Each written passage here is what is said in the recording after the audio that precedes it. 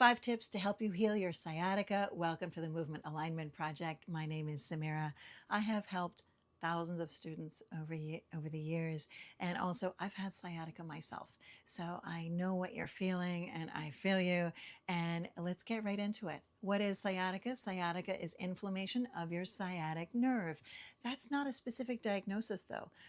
Two of the most common causes of sciatica are one, bulging discs. Your discs in your lumbar spine push into your sciatic nerve. That causes inflammation.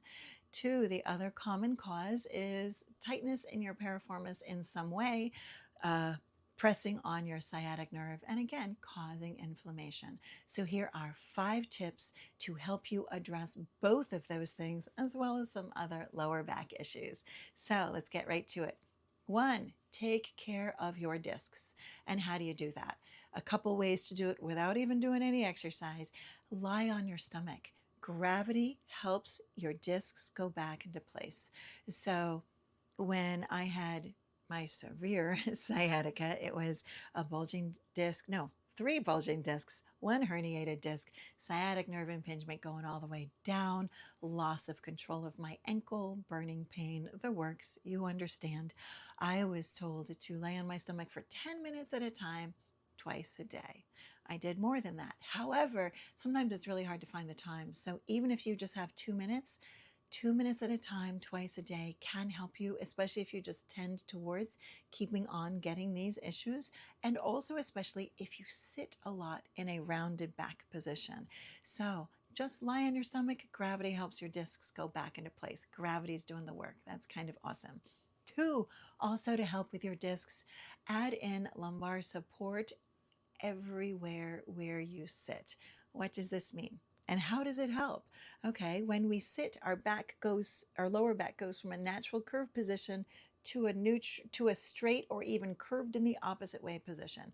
And that means our vertebra with a jelly donut disc between our vertebra then push and squish our discs back into our sciatic nerve. So if we have support holding our lumbar spine in a nice curved position like it likes to be, it helps our discs stay into place. So what I recommend for that and what helps me for that is I have a little heft round in my car so my bucket seat doesn't push my bum forward and make me round my back. I have a bolster pillow at my couch, so when I watch TV, my back is in a better position. I'm a terrible gamer, but some of you are wonderful gamers. Also add lumbar support where you game, and at your desk add lumbar support, a little half round there. Even if it has lumbar support, adding a little bit more in just can help you be in the right position for you. Listen to your body as you do these things. Tip number 2, address inflammation. So sciatica is inflammation of your sciatic nerve. I have also actually completely fixed my arthritis with addressing my inflammation in this way.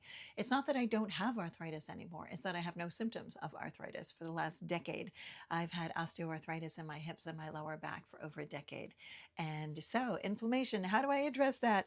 Oh, it's actually pretty hard. I do a version of a low inflammation diet, and you can ask a nutritionist to help you with this.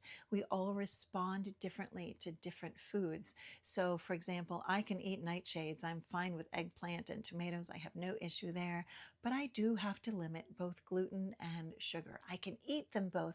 I have to limit them. I can't totally gorge on them. It's very sad. So pay attention to that. You can gently experiment on your own or find medical support with a nutritionist to help with an anti-inflammation or low inflammation diet. Okay, tip number 3, movement. Motion is lotion. Your body needs motion. For people with disc issues, it is recommended due to studies that you keep moving. Don't lie in bed the whole time. And going back to number 1, don't lie in bed on your back the whole time. Most disc issues do heal on their own without surgery, but they need a little bit of support from us. Keep moving. As soon as you feel you're able to, add in walks. Even if it's a 10-minute walk, add in a walk, add in more as you're able to. Motion is lotion. Okay, number 4 and number 5, those I'm actually going to address together because those are two sides of the same coin, and that is strength and stretch. You need to strengthen and you need to stretch and release. So, what are the muscles that you need to strengthen and stretch and release? Strengthening for most of us is going to mean our deepest core muscles, our transverse abdominals, our pelvic floor, and our multifidus muscles.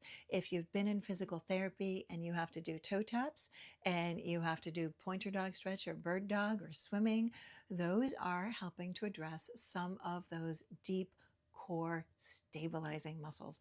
There's a lot more where that comes from. There's a lot more knowledge and information and many different exercises and variations. And I do them in videos that you can look for and also in my classes. Then also, you want to both strengthen and stretch your hamstring muscles, backs of the thighs. You want to both strengthen and stretch your hip flexor muscles, front of the hips. And bonus, if you strengthen the front of your hips, add a deep hip hinge, you're also going to give yourself more pelvic floor stability, specifically bladder stability. So that kind of strength also helps with incontinence issues or organ prolapse issues. Going back to your transverse abdominals, addressing and strengthening your transverse abdominals, that also helps address hernias or organ prolapse towards the front of your body. So know that these things all work together, and once you're working on your sciatic issues, it will also help with other issues and help prevent other issues. Okay, last muscle to both strengthen and stretch, that's your piriformis muscle. So that muscle is deep down in your glute hip area. It's a deeper muscle. And again, your sciatic nerve runs behind this muscle. You want to keep it strong and stretched.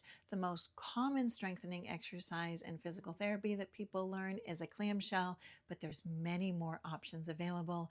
And the most common stretch that people learn is lying on the floor, number 4 stretch for piriformis. And again, there are many variations. So you can look for my videos or you can find out information on my website on my classes. And so those are 5 tips to help with your sciatica.